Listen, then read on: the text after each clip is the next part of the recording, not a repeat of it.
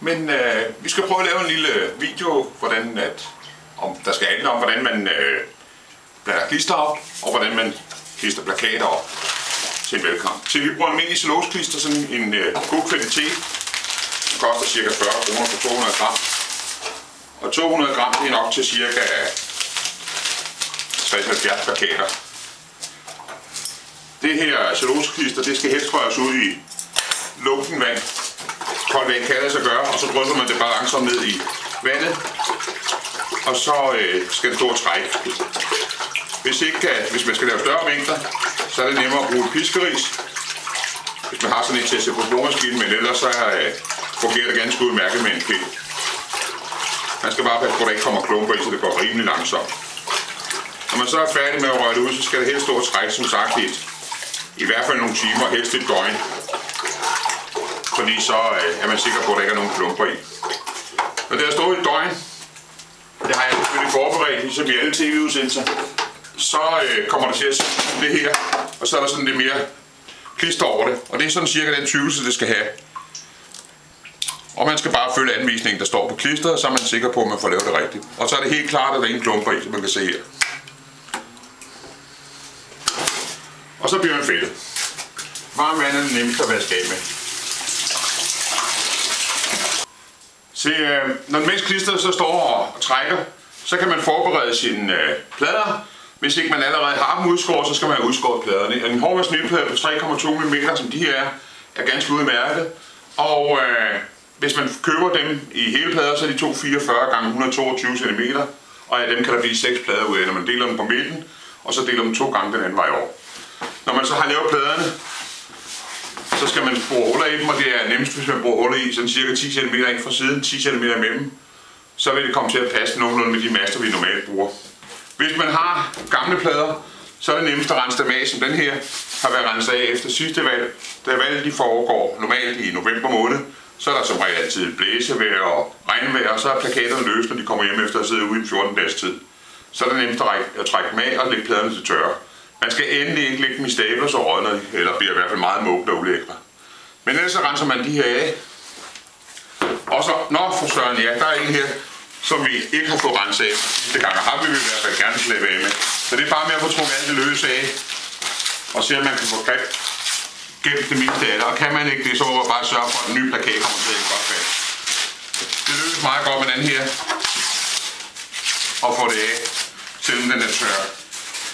Men ellers, som man kan se, så sidder det rimelig godt fast også, selvom den har været hænge i en 14 dages tid tidligere for år tilbage. Det var pladerne. Så skal vi have klisterplakaterne, og der har vi den her gode klister, der har stået siden i går og trukket, og der skal man komme rigeligt med klister på. Især ud til kanterne og hjørnerne er det selvfølgelig vigtigt for, at plakaterne skal holde. Ellers kan de ikke holde til vind og vejr. Men det er godt tyk lag klister på, er en klister, der også er sådan rimelig tyk i sig selv. Når det er gjort, så folder vi den sammen. Nogle gange kan det være lidt svært at finde ud af, når man har fedtet fingre. Så folder man den sammen, lægger dem side mod side, ligesom når man tapeserer. Folder den helt sammen, fordi så suger vandet ind i papiret. Og det gør, at plakaterne, når først de er tørre, så vil de sidde betydeligt mere fast. Så har jeg lavet et par stykker i forvejen, men jeg plejer at smøre en 5-6 stykker med min hastighed. Nogle kan gøre det hurtigere, og nogle gør det langsommere, men hvis ikke man er så hurtigt, så kan man ikke smøre så mange gange. Så vender jeg bunken, sådan så jeg tager den, jeg smurte først. I den her omgang lægger jeg dem ud på pladen, retter den til, og så bruger jeg en tapetbørste. Man kan også bruge en klud eller en svamp, hvis ikke man har andet eller en almindelig børste.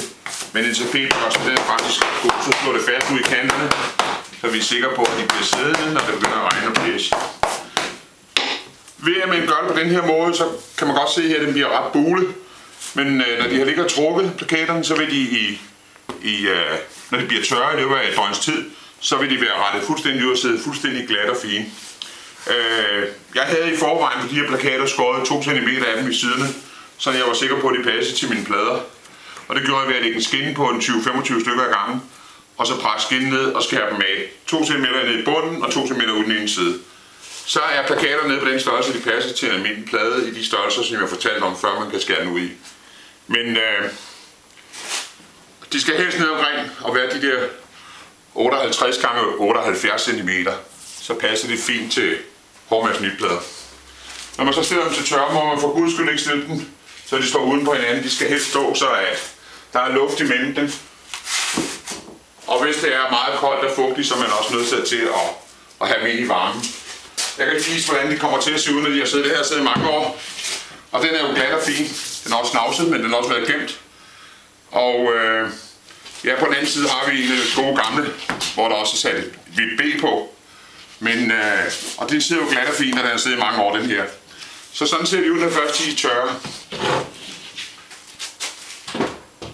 Det eneste, man så skal efterfølgende nu, det er, når man skal ud med plakaterne og hænge dem op, så kan man enten bruge snor, man kan bruge en 1,5 kvadrat ledning, elektrikledning, eller man kan bruge binder, strips. Og strips, det er nok det, de fleste vil bruge i dag. Og store strips, de koster 1,5-2 kroner stykke.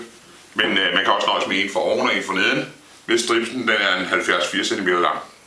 Det var sådan set alt til det Radikale Venstres valgplakat demonstrationsvideo. Og jeg takker jer for det, det er Arne Rode.